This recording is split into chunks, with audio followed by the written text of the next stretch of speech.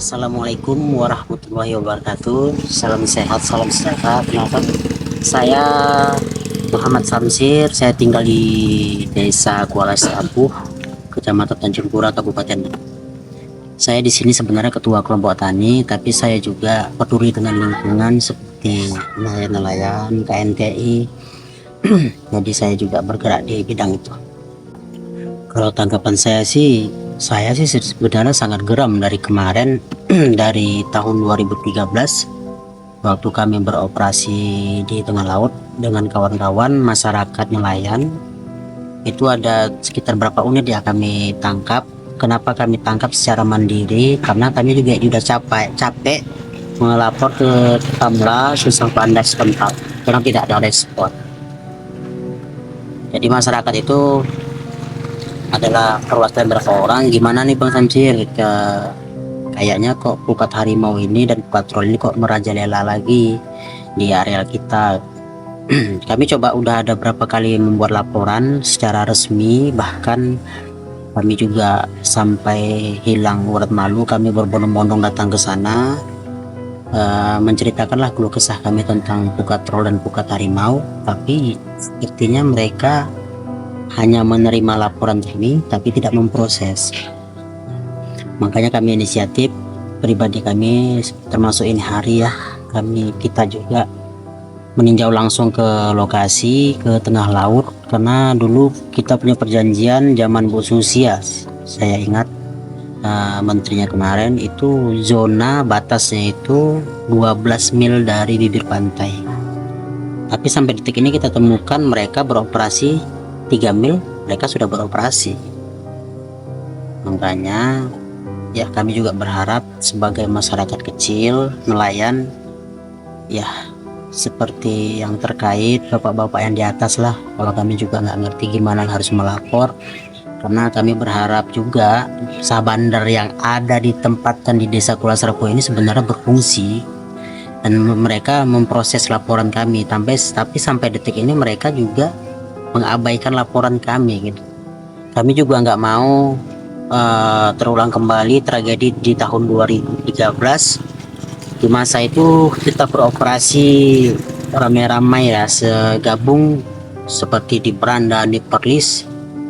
Terakhir itu kan ada makan korban jiwa, bahkan ada sebagian nelayan masyarakat itu ditangkap, di penjara. Juga kami nggak mau lagi terulang seperti itu. Kami berharap lah adalah pemerintah yang memperhatikan kami seperti nelayan kecil ini, karena kan memang ada undang-undang tertentu yang melarang pukat troll dan pukat harimau itu. Mohonlah pada dinas terkait memproses, karena kemana lagi kami mencari nafkah, hanya disitulah tempat kami mencari menghidupi anak istri kami.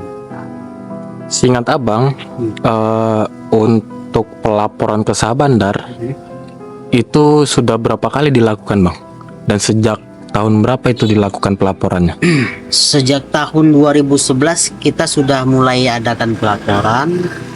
2013 kita melakukan pelaporan, tidak direspon, itulah terjadi tragedi. Dari tahun itu terus kita melakukan pelaporan, artinya kita selalu menegur sah-bandar, Pak itu ada pukat troll, ada pukat harimau nari, gimana tuh Pak? Nanti mereka ya turun gitu. Pada itu hari kita melapor, mereka turun nanti diusir gitu. Seperti gimana ya? Seperti direkayasa gitu. Nanti diusir, mereka pergi patrol gitu kan. Tapi besok beroperasi lagi gitu. Makanya kita jadi tanda tanya, kalau memang pukat troll atau pukat harimau itu memang dia kan, saya rasa kan ilegal, tidak mau mempunyai izin. Kenapa tidak diproses gitu? Hanya diberi teguran mereka pergi, tapi besok beroperasi lagi. Berarti di sini pihak terkait belum ada keseriusan untuk menindaklanjuti terkait illegal fishing ini bang ya? Sama sekali tidak ada keseriusan untuk penanganannya. Karena sah-bandar di Desa Kuala Serapuh ini, di Muara Kuala Serapuh dan Kuala Langkat ini, saya lihat berdampingan mereka gitu dengan gudang-gudangnya pukat troll dan pukat harimau ini gitu.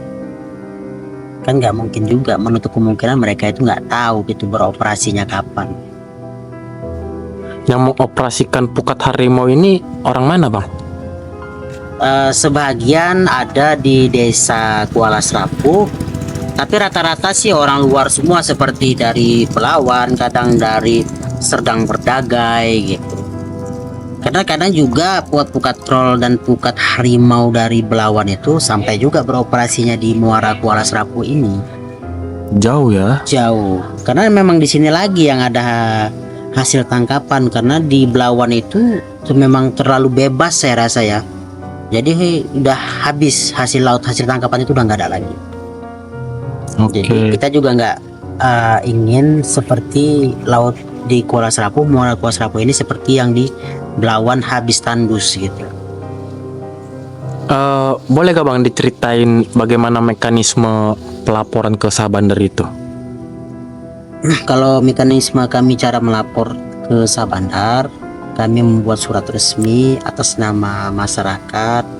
Bahkan kami menunjukkan bukti-bukti, artinya mereka beroperasi bila tidak sesuai dengan batas land. Saya rasa kalau kita cek di kantor Sabandar itu, data-data kita sebelum, kalau nggak dibuang ya, saya rasa udah bertumpuk itu semua, itu data-data laporan nelayan di desa Kuala Serapu dan di desa Kuala Kat ini. Tapi sampai sekarang belum, nggak ada respon gitu. Saya rasa kalau untuk melaporkan seperti itu nggak harus terlalu formal ya, melaporkan ini harus tanda tangan kepala desa, karena kan memang ada undang-undang tertentu. Mereka pun kan paham sendiri, seharusnya mereka sebagai Kamla keamanan laut kan mereka yang mengkontrol gitu. Bukan di masyarakat yang harus melapor gitu. Jadi di kami sebenarnya sih sudah capek dengan laporan kami, tapi mau gimana lagi, kami juga tidak lelah, tidak juga harus capek. Kenapa? Karena kehidupan kami ini memang di laut ya, gak bosan-bosan kami melakukan pelaporan terus. Terakhir Bang, kapan melaporkan itu ke Kamla atau Sabandar? Kurang lebih 1 bulan yang lewat itu kami ada melaporkan ke Sabandar atau Kamla, karena itu udah terlalu parah. Mereka narik pukat itu tidak lagi di langsung di bibir pantainya gitu. Sekitar ya setengah mil lah kalau kita bilang, bukan 3 mil lagi, setengah mil. Kami laporkan ya bergeser sedikit aja gitu, tapi namun diproses tidak, hanya diberi teguran gitu, jangan terlalu ada pergesekan dengan nelayan kecil, itu aja kalau saya rasa. Tapi kan tidak efektif gitu. Itu yang kami harapkan. Mohonlah perhatian kami masyarakat kecil ini. Patrol dan harimau itu memang sangat-sangat meresahkan. Jangankan habitat laut yang mereka habiskan, tumbuh karang saja pun sudah tidak lagi hidup dibuat mereka. Kalau Abang sendiri pernah gak sih menduga ada permainan ini antara pihak pengusaha dari pukat harimau atau dari pihak keamanan terkait nih Bang? Kalau saya pribadi sih, saya sudah punya feeling mereka pasti ada main mata kalau saya pribadi. Karena setiap kali pelaporan kami seperti hanya formalitas, mereka usir, besok beroperasi kembali.